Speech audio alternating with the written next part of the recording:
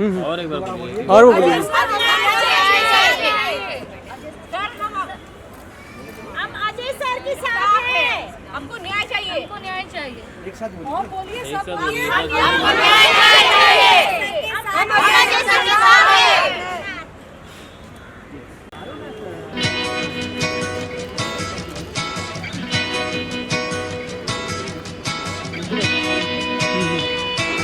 ये शॉर्ट तो नहीं होगा।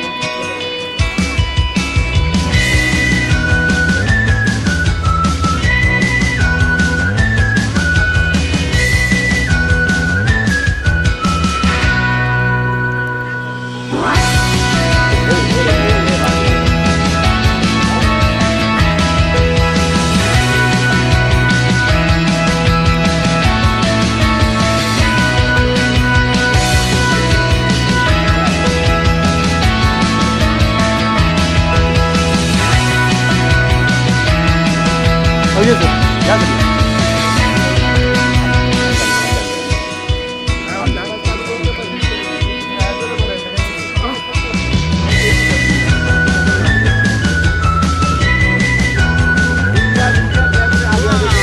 हाँ गलत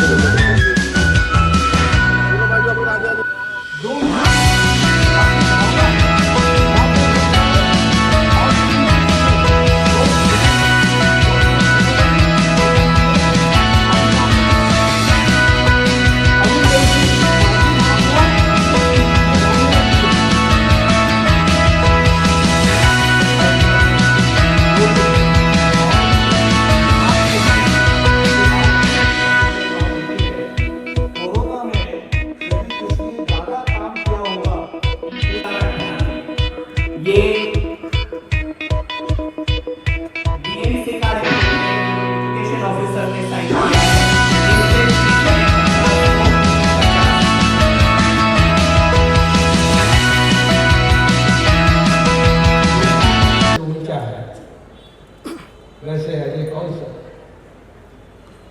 सर आपसे दरखास्त करते हैं भाई और बहनों कि क्या करना है। यहाँ से आवाज आई कि स्कूल बंद, तो आप क्या चाहते हैं? स्कूल बंद होना चाहते हैं? मुझे पता नहीं कौन यहाँ के एमएलए हैं, अपने क्षेत्र में जो स्कूल चल रहा है उसे बंद करने की नोटिस डीएमसी के माध्यम से भेजना गलत है कि शर्मनाक बात है? तो आवाज और उठनी चाहिए, उनके कान तक पहुंचनी चाहिए।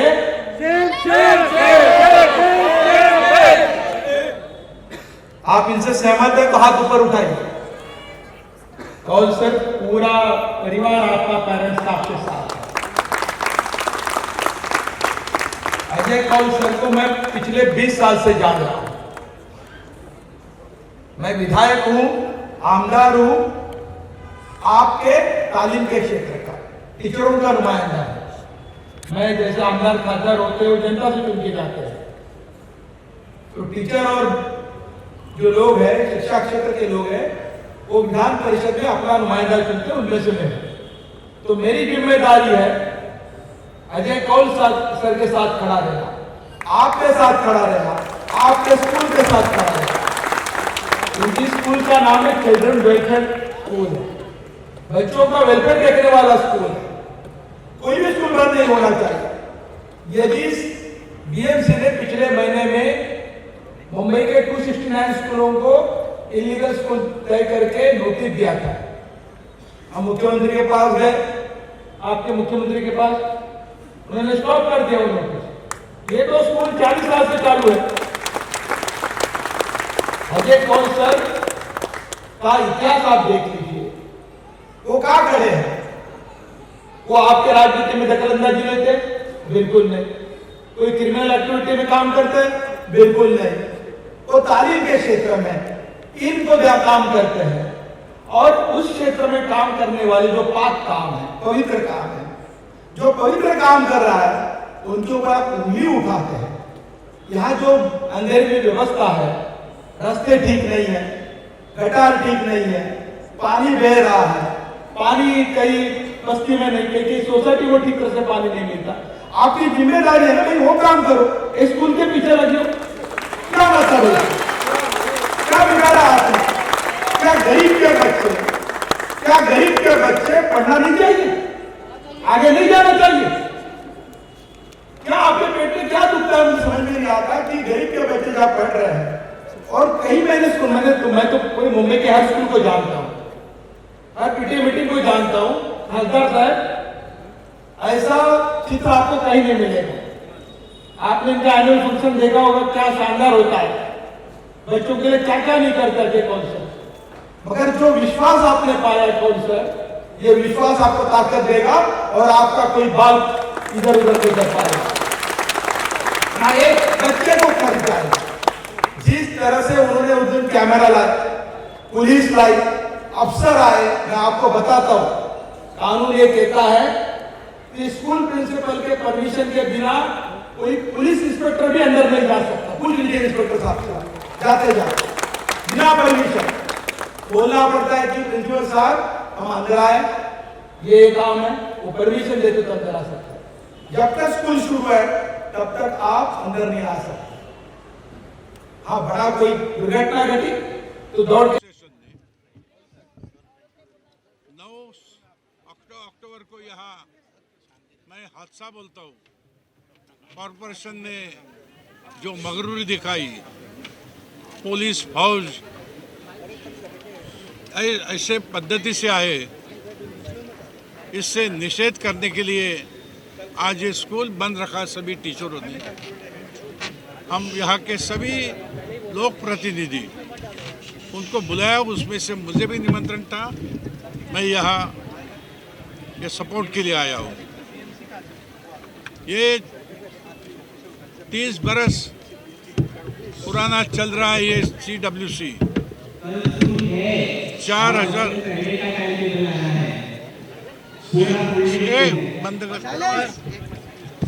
4,000 बच्चे यहाँ शिक्षा लेते। और देखिए कि मैं जैसे भाषण में बोला कि जो लोक प्रतिनिधि है, लोक प्रतिनिधि को शैक्षणिक संस्था, सामाजिक संस्था, इनके प्रति ध्यान देना है, जिम्मेदारी है, सरकार की रहती है, वैसे लोक प्रतिनिधियों की रहती है। लेकिन यहाँ अपने अधिकार का गैर इस्तेमाल करके यहाँ के MLA ने कई झूठी खबरें कॉरपोरेशन को बताई और कॉरपोरेशन ऐसे ढंग से आए कि जैसे कि यहाँ कोई एंटी सोशल एक्टिविटी चलती है। ये कॉरपोरेशन को भी शोभा नहीं देती है, पुलिस दल को भी शोभा नहीं देती है। अगर कॉरपोरेशन को इतनी हिम्मत है, पुलिस को इतनी हिम्मत है, तो असामाजिक तत्व और अनऑथराइज्ड स्ट्रक्चर और अनऑथराइज्ड एक्टिविटी इस क्षेत्र में चलते पूरे मुंबई में, उसको रोकने का काम करे। इतना अधिकार जो आपके पास है तो उसका सही इस्तेमाल कीजिए, ताकि CW जैसी बहुत अच्छी संस्था 4,000 विद्यार्थियों को शिक्षा देने का काम गए 30 बरस करती है।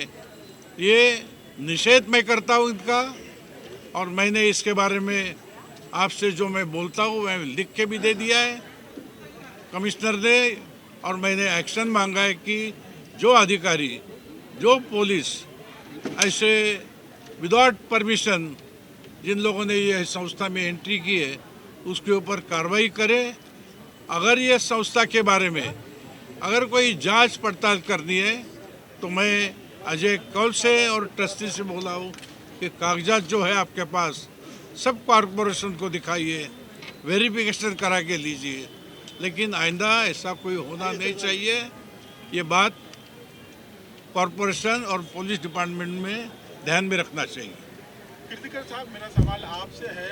मैडम लवेकर कहीं ना कहीं भारतीय जनता पार्टी से ताल्लुक़ रखती है, इससे आपको नहीं लगता है कि भारतीय जनता पार्टी की भी छवि खराब होगी? क्योंकि आप खुद मानते हैं और हर कोई जानता है कि इस तरह की गैर इलीगल एक्टिविटी इस क्षेत्र में बहुत होती है। इसके बावजूद उसको ध्यान में ना रखते हुए एक बहुत बड़ा इंस्टीट्यूट जो कहीं ना कहीं हजारों बच्चों को यहाँ से शिक्षा देता है, उसको बंद करने के, उसको बदनाम करने का जो प्रयास हो रहा है उसके खिलाफ एक एक्शन होनी चाहिए। देखिए, मैंने लिखा है कमिश्नर को, जिसमें मैंने मांग की है, जिसमें मैडम का मैंने उल्लेख भी किया है, यानी पॉलिटिकल दबाव से ये एक्शन करा के लिए, और ये समझो कि उसकी तो प्रतिमा मलिन हो गई इसमें, लेकिन अपनी पार्टी की भी प्रतिमा मलिन की है उसने। तो ये उनके जो नेता लोग हैं उसको मैंने खत भेजा है, जो खत मैंने कमिश्नर को दिया उसकी कॉपी भेजी है, बोला कि आपके जानकारी के लिए। और मैं ये भी बोला सबको भी आज ये जो निषेध पेरेंट एंड टीचर ने रखा है उधर जाके मैं करूँगा। मुझे मालूम है कि ये शिवसेना बीजेपी हमारा ताल्लुकात है, हमारा अलायंस है, तो भी अगर समझो गैर कानूनी और गैर इस्तेमाल अगर अधिकार का कहीं कोई भी आमदार खासदार करेगा समाज के हित के खिलाफ, तो मैं उसके साथ उसको बैकिंग नहीं दूंगा, मैं संस्था के साथ रहूंगा। अजय कौल सर एक ऐसी शख्सियत है जिसको हर कोई जानता है, एक रोल मॉडल है, एक इंस्पिरेशन है। उन्होंने कोरोना के वक्त में या एजुकेशन क्षेत्र में बहुत उम्दा रोल निभाया है। इसके बावजूद ऐसी शख्सियत को कोई बदनाम करता है, किसी रोल मॉडल को बदनाम करता है, आज उनको तोड़ने की जो कोशिश की जा रही है, इसके बारे में आपके क्या विचार है? अजय कौल के बारे में तो आप सब जानते हैं, पूरी यहाँ के एरिया के लोग जानते हैं, यानी जाति धर्म का कुछ मन में हेतु नहीं रखते हुए अजय कौल करते। और जैसे आपने बोला कि कोरोना के समय में यहाँ के जो विद्यार्थी उसकी 2 करोड़ की फ़ी माफ़ी करना, तो मैं समझता हूँ कि मुंबई शहर में एकमात्र ये संस्था रहेगी जिन्होंने इतने औदार्य से काम किया। और ये जानबूझकर अजय कौल को मद्देनज़र रखते हुए उनको डैमेज करने का प्लान किसी का अगर रहेगा तो ये नामुमकिन रहेगा। हम जैसे सब पॉलिटिकल पार्टी के लोग, हमारी पूरी शिवसेना अजय कौल के साथ रहेगी, उसके साथ रहते रहे पार्टी देंगे। लवेकर मैडम ने ये डिमांड की है कि इस स्कूल को बीएमसी के सौंप दिया जाए। आपको लगता है बीएमसी अजय सर से अच्छा स्कूल चला सकती है? नहीं, बीएमसी ने बहुत सारे जमीन अच्छे स्कूल को दी है, जिसकी ताकत है चलाने की। स्कूल भी चलाने की ताकत चाहिए, ये चाहिए, तजुर्बा चाहिए। तो ऐसे बहुत स्कूलें हैं मुंबई शहर में जो ज़मीन नहीं ले सकती है, लेकिन ये शिक्षा के लिए आरक्षित किया हुआ भूखंड अच्छे संस्था को दिया जाता है। वैसे ही ले लिया 30 बरस पहले, आजकल की बात नहीं है, ऐसा होने वाला नहीं है। क्या चलाएगी म्यूनसिपाल्टी? म्यूनसिपाल्टी के पास आज आरजीपीजी के इतने भूखंड है, रिक्रिएशन ग्राउंड और प्ले ग्राउंड, बहुत पैसा है, 52,000 करोड़ का बजट है बीएमसी के पास, लेकिन तो भी ये आरक्षित भूखंड, शिक्षा का तो छोड़ो, लेकिन आरजीपीजी का भूखंड आज उसका डेवलपमेंट कर नहीं पाती है म्यूनसिपाल्टी। Thank you. किसी को कुछ पूछना है? अजय सर के साथ आइए ना। अजय सर बोलना तो पड़ेगा सर। चलो अजय सर को लीजिए, मैं बाजू में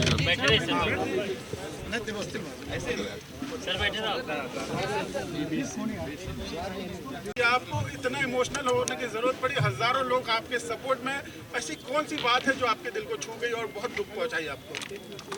देखिए, ऐसा है ना कि इंसान, जैसे मैंने कहा कि ये स्कूल की बिल्डिंग प्लान के मुताबिक बनी है और 40 साल या 30 साल पुरानी बिल्डिंग जब बनी है तो यकीनन अगर कोई इसमें माइनर चेंजेस होंगे या कोई प्लान के मुताबिक कोई चीज़ ये हटाई गई होगी यहाँ से वहाँ, तो उसका हम लोग या तो पेनल्टी भरेंगे जो बीएमसी के रूल्स में है, उसको रेगुलराइज करने की कोशिश करेंगे। और अगर बीएमसी ने ये कहा कि भाई ये नियम में नहीं बैठता है, इसका डिमोलिशन होना चाहिए, तो यकीनन जो चीज़ें रूल्स में नहीं होगी तो हम रूल्स के खिलाफ जाके तो कुछ काम नहीं करेंगे। यकीनन वो जो भी हमें कहेंगे ये नियम के बाहर है, उसका हम डिमोलिशन खुद करेंगे। दुख उस बात का नहीं है, या जितने एजुकेशनल इंस्टीट्यूशन पे उन्होंने इल्ज़ाम लगाए उसका भी मुझे दुख नहीं है, क्योंकि पिछले 42 सालों से BMC, state government, education department लगातार इस स्कूल के इंस्पेक्शन के लिए आता है और इंस्पेक्शन साल में 2 बार होता है, 6-6 महीने में इंस्पेक्शन होता है। उसी प्रकार से जब हम लोग बिल्डिंग प्रपोजल में हम लोगों ने सीसी के लिए अप्लाई किया तो उसके लिए या आईओडी पास होती है उसके लिए बीएमसी अधिकारी आके बिल्डिंग का इंस्पेक्शन करते हैं। अभी वो कहते हैं कि ओसी नहीं ली गई है, तो अगर आप ऑनलाइन पे जाएंगे तो आप देखेंगे कि ओसी के लिए हमने ऑलरेडी अप्लाई किया है, लेकिन ओसी के कंप्लायंसेस इतने 30-32 होते हैं कि वो हमें कंप्लायंसेस पूरे करने पड़ते हैं। अभी 1-2 जो एनओसीज़ हैं वो आने के बाद हमें ओसी मिल जाएगी। और अगर आपको लगता है हमने वो अगर आप मलाड के इसको ये देखिए, अगर आज जो प्रेजेंट जो बिल्डिंग में बैठे इसका ऑक्यूपेशन पूरे 5 माले तक का है। और जो अभी कह रहे हैं कि आपने ये जो नियमों का उल्लंघन किया फायर एनओसी का, अगर आप देखेंगे सीआरजेड का मैंने अभी आपको पेपर दिया कि सीआरजेड की एनओसी हमने ऑलरेडी गवर्नमेंट ऑफ महाराष्ट्र से ली है। कहने का मतलब क्या है कि सीआरजेड का क्लैरिफिकेशन तो बीएमसी दे सकती है क्योंकि उन्होंने परमिशन दिया है, उनको पता है कि नियम में क्या बैठा है। दुख उस चीज़ का नहीं है, दुख इस चीज़ का है कि जब आप बहुत सारे लोगों को खड़े करके अनोनिमस 40-50 कंप्लेंट डालते हैं और किसी के कैरेक्टर के ऊपर बोलते हैं, तो मुझे लगता है कि किसी को किसी के कैरेक्टर के बारे में बोलने का हक नहीं है। तो इस बात के लिए मुझे आज भी खेद और दुख है। सर, और एक चीज़ आपसे जानना चाहूँगा, इस सब की शुरुआत कब हुई उस बारे में कुछ बताइए हमें, क्योंकि हमने देखा है कि कुछ प्रेस कॉन्फ्रेंसेस आपने भारती जी के साथ भी किए हैं पास्ट में, तो अगर थोड़ा सा बताएं हमें। देखिए, कई सारे कार्यक्रम में वो जुड़ी भी रही हमारी honourable MLA doctor Bharati Lavekar ji के साथ मेरे बहुत अच्छे संबंध रहे हैं। 2018 तक उन्होंने 2 बार मुझे honourable deputy chief minister government of Maharashtra Shri Devendra Fadnavis ji के हाथों अवार्ड 2 बार दिया। वो जब चीफ मिनिस्टर थे उस वक्त भी उन्होंने मुझे 2 साल लगातार अवार्ड दिया। एक बार उन्होंने मेरे पास उनका सर्टिफिकेट है जो उन्होंने साइन किया है। तो एक है कि उन्होंने मेरे एजुकेशन फील्ड में काम करने के लिए मुझे अवार्ड दिया उनके हाथों से, और दूसरी बार मेरे सामाजिक कार्यों के लिए मुझे अवार्ड दिया गया। ये लगातार 2 साल उन्होंने मुझे अवार्ड दिया। अब मुझे नहीं मालूम है कि 2019 तक तो हम बहुत अच्छे थे, क्योंकि मेरा ये मानना है कि अगर आप किसी को अवार्ड देते हैं, या मुझे जैसे महाराष्ट्र शासन ने 2002-3 में बेस्ट टीचर अवार्ड दिया, तो मेरी पूरी पुलिस वेरिफिकेशन हुई या जो भी उनके प्रोसीजर है उन्होंने वेरिफिकेशन करके मुझे अवार्ड दिया। अब मुझे नहीं लगता है कि ये 4 सालों में मेरा कैरेक्टर इस बुढ़ापे में 65 ईयर्स के कैसे ख़राब हुआ, या ऐसी कौन सी इलीगैलिटी स्कूलों में नज़र आई जो 40 साल तक किसी को नज़र नहीं है।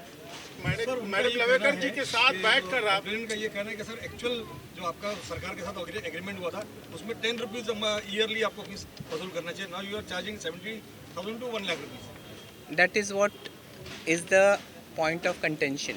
Once you say please read the agreement, I am supposed to admit 10% of the students recommended by the municipal corporation. It is not 10% fees. It is students which are recommended by the municipal corporation. That is 10%. And as per the Maharashtra State Act and as per the Supreme Court orders, any educational institution, my fees is the most meager fees in this present institution as far as the locality is concerned, because I am catering to the underprivileged class of the society. As far as you are talking about CBSE schools, CBSE school has its training, its syllabus, its curriculum, its teaching aids, its smart board. So the fees are charged, and that is also permissible as per the Supreme Court orders. Sir, also कहा जा रहा है कि 1 rupees lease पे लिया गया था, उस बारे में अगर सर कुछ क्लियर। मैंने ऑलरेडी ये बात को बहुत डिटेल में क्लियर किया है कि 1 रुपी प्लॉट नहीं था। जब मेरे को सैंक्शन किया गया था उसकी रेट्स लगाए गए थे 300 रुपीज़ पर स्क्वायर मीटर, और चैरिटेबल ट्रस्ट होने के नाते उसका 10% उन्होंने कैलकुलेट किया। कैलकुलेशन के मुताबिक वो होता था 90,000, और 1,78,000 2 साल का ग्राउंड रेंट मैंने एज सिक्योरिटी डिपॉजिट बीएमसी को भरा। उसके बाद क्योंकि ये 2 प्लॉट 1035 और बाजू का प्लॉट इक्वली दिया गया था, तो हमको दोनों इंस्टीट्यूशन को 1 रुपया चार्ज किया गया था। और 1 रुपया चार्ज करने के बाद आप घड़ी ये जो कह रहे हैं कि 1 रुपये में दिया गया था, हमारे यारी रोड के प्लॉट को उन्होंने 15,80,000 रुपया लगाया था जो हमने लगातार भरा। बलाड के प्लॉट को उन्होंने 2,80,000 रुपीज़ लगाया जो आज हर साल हम भर रहे हैं।